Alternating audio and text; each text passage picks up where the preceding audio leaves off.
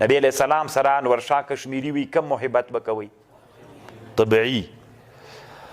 او عام شارحین بدرالدین ابن حجر و علامه زکریا صاحب وی نبی علیہ السلام سره به کم محبت کوئ؟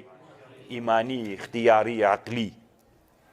او طالبانو یو څو مثالونه د صحابو سره د صحابو د رسول علیه السلام سره د مینې.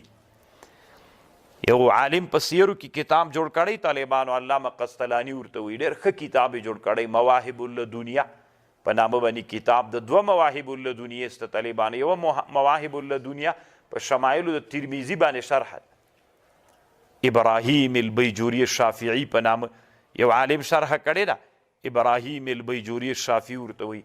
هغه مواهب اللدنیا نه درته یادوم، د علامه قسطلاني مواهب اللدنیا نهم جل کې چې زرقاني شرح ورسره نهم جل کې طالبانو یو عنوان کې ښودلی چې رسول علیه السلام سره به محبت کوي، په دې حدیث بحث کړی، ډېر اوږد بحث یې کړی طالبانو. که موږ او تاسې ووایو هغه محبت هغه بحث به طالبانو 2-3 ورځې ونیسي، دومره ډېر اوږد بحث ده. خو حاصل یې دا ده نبی علیه السلام سره به کم محبت کوي؟ محبت عقلی، اختیاري، ایمانی محبت به. نبی علیه السلام سره د صحابو داسې مینه وه. و یوه انصاري ښځه وه، د دې د کورنۍ 3 نفره د احد کې شهیدان ول.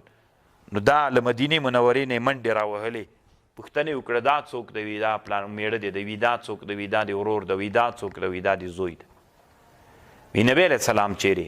هغوی ورته ویلې هغه ژوندی دی. وي دې ویلې کل مصیبت بعده لجلال، ټول مصیبتونه پس له دې چې رسول الله ژوندی دی لجلال واړه دي. دا کم محبت ده؟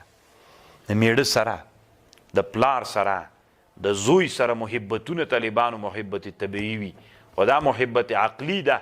څه ورته وي؟ ان کل مصیبت بعده لجلال، پس له دې نه ټول محبتونه هغه مصیبتونه چې دي هغه واړه مصیبتونه دي.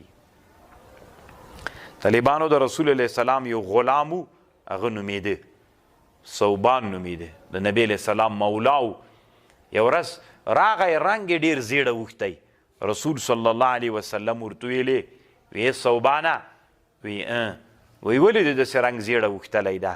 نو ده ورته ویلې، وی الله رسوله ته مې نه وي لیدلی دا ورځې، رنګ مې داسې زیړه اوښتلی. نو ده ورته ویلې چې دا خو صحیح ده، نبی علیه السلام ته وایي دا خو که په دنیا کې خو به دې ووینو، که 2 ورځې به انتظار سي، که آخرت کې دې وینوي نو موږ به څه کوو؟ ته به په لوړو مرتبو کې او موږ به په کته مرتبو کې یو، هلته موږ د تا لیدنه نسو کولی. طالبانو د رسول الله صلی الله علیه وسلم سره د صحابو رضی الله عنهم دومره ډېره مینه ورسره موجوده وه. نو د ایمان یوه شعبه دا ده چې د رسول الله سره به مینه کوي.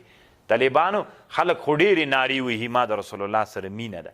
طالبانو دا مینه تنه په درود باندې نه، درود درود درود درود یو جمعې شپه باندې کینی او دی فکر کوي چې زه د رسول الله سره مینه لرم. طالبانو د رسول الله سره مینه احیا د سنت او اماتت د بدعت، دا طالبانو تر ټولو لویه مینه ده. زه نه وایم طالبانو، ګوره ته اوس ورته قال امام نووي له قاضي عیاض نه نقل کوي، ومن محبته صلی الله علیه وسلم نصرة سنته والذب عن شريعته وتمنى حضور حياته ويبذل ماله ونفسه دونه. نبی علیہ السلام د سنتو احیا او کچا سنتو ته ضرر رسو ته د هغې څوک وکړه، د هغې نه دفاع وکړه. دا اصل کې د محبت نښه ده. نو الله عز وجل طالبانو مونږ او تاسې چې بخاري شریف وایو یا د حدیثو کتابونه وایو سکالې، نو الله عز وجل دې داسې وکړي چې مونږ او تاسې له چا نه متاثر سو، رسول الله د احیا او د سنتو فکریه را سره پیدا سي، د نبی علیه السلام سنت را ژوندي کو. بس